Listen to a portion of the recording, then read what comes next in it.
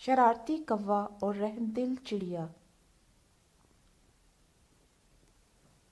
چڑیا بھی منہ میں ایک شاپر لیے جس میں تھوڑے سے پکے ہوئے چاولوں کے دانے تھے، اپنے گھونسلے میں بیٹھ کر ابھی اپنے بچوں کو کھلانے ہی لگی تھی کہ شرارتی کوا جو ماہر شکاریوں کی طرح گھات لگائے بیٹھا ہوا تھا، شاپر اچک کر یہ جا وہ جا۔ چڑیا بیچاری جو اتنی محنت سے اپنا رزق اکٹھا کر کے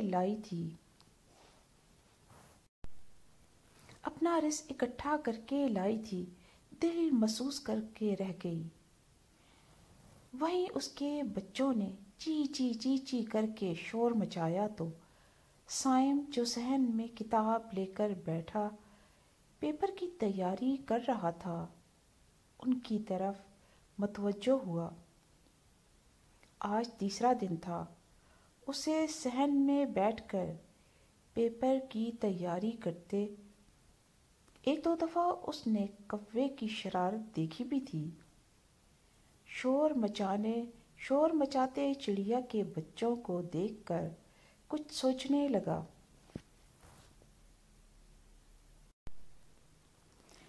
پھر اٹھ کر اپنی سوچ کو عملی جامہ پہنانے لگا۔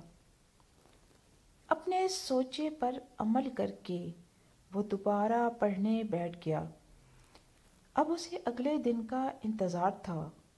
اگلے دن چڑیا نرم روٹی کا ٹکڑا منہ میں دبوچے آ رہی تھی کہ اسے شرارتی کوا نظر آیا جو ایک درخت کے نیچے بے سدھ پڑا ہوا تھا۔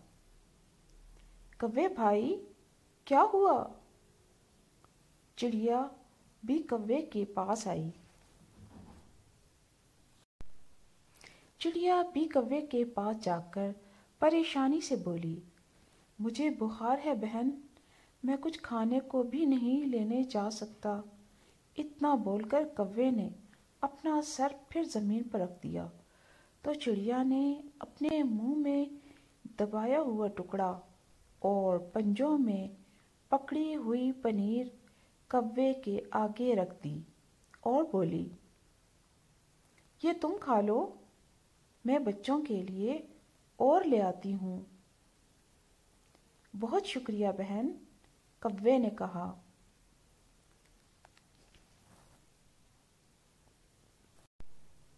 ایک دوسرے کی مصیبت میں کام آنا ہی نیکی ہے، کہتی ہوئی چڑیا اڑ گئی۔ کوے نے اپنے پر جھاڑے اور بیٹھ کر کھانے لگا۔ بے وقوف چڑیا۔ کچھ دن ایسے ہی گزر گئے، شرارتی کوا نظر نہ آیا۔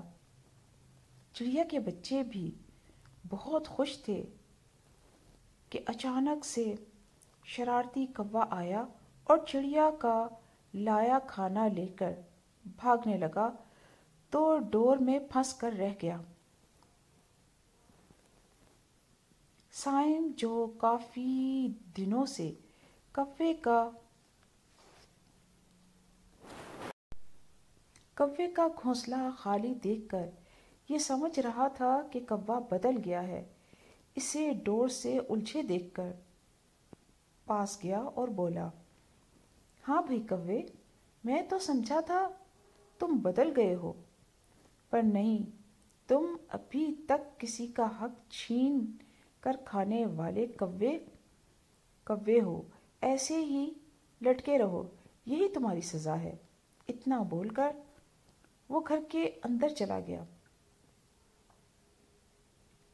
کوے کو اپنی چالاکیاں یاد آ رہی تھیں جو وہ معصوم چڑیوں کے ساتھ کیا کرتا تھا۔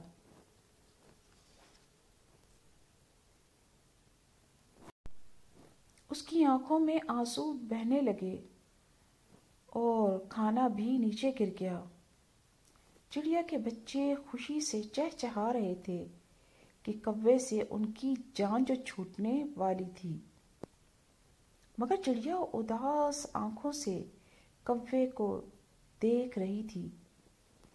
پھر کچھ سوچتے ہوئے کوے کے پاس گئی اور اسے آزاد کرنے کی کوشش کرنے لگی تو شرارتی کوا بولا، چڑیا بہن نہ کرو، میری یہی سزا ہے۔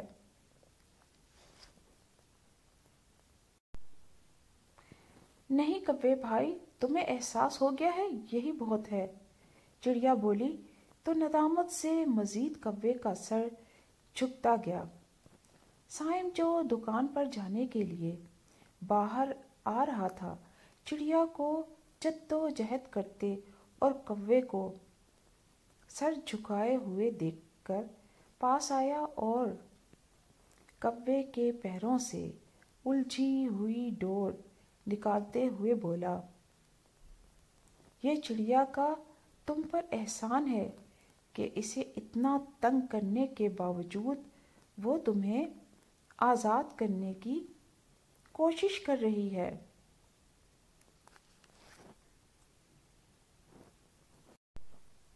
امید ہے تم سدھر جاؤ گے اور اپنی محنت آپ کے تحت رزق تلاش کر کے کھایا کرو گے۔ کوے نے اقرار میں سر ہلایا اور دونوں کا شکریہ ادا کرتے ہوئے اڑ گیا۔ دیکھا بچوں، چڑیا کی رحمدلی نے شرارتی کوے کو بدل کے رکھ دیا تھا۔ ہم بھی اپنے اخلاق اور نرم لہجے کی بدولت بہت کچھ کر سکتے ہیں۔